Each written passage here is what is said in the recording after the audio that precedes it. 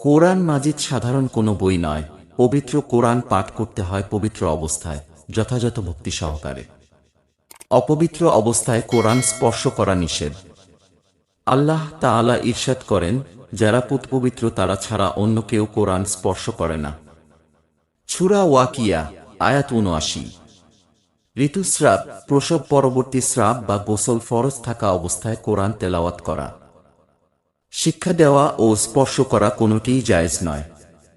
আব্দুল্লাহ ইবনে উমর রাদিয়াল্লাহু আনহু থেকে বর্ণিত, তিনি বলেন, ঋতুমতী মহিলা ও গোসল ফরজ হয়েছে এমন ব্যক্তি যেন কোরআন মাজিদ না পড়ে।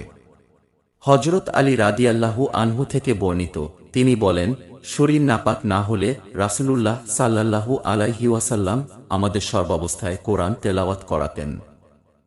মুসনাদে আহমদ ৬২৭, সুনানে তিরমিজি ১৪৬, সহিহ ইবনে হিব্বান ৭৯৯।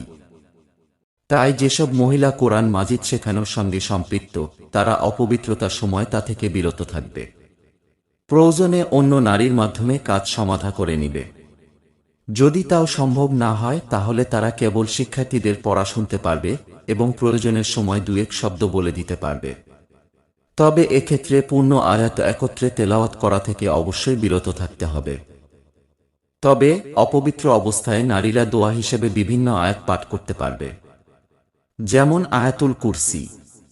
দোয়ার অর্থবহ সূরাও দোয়ার নিয়তে পড়া যাবে, যেমন সূরা নাস ও ফালাক ইত্যাদি দোয়ার নিয়তে পড়া জায়েজ হবে।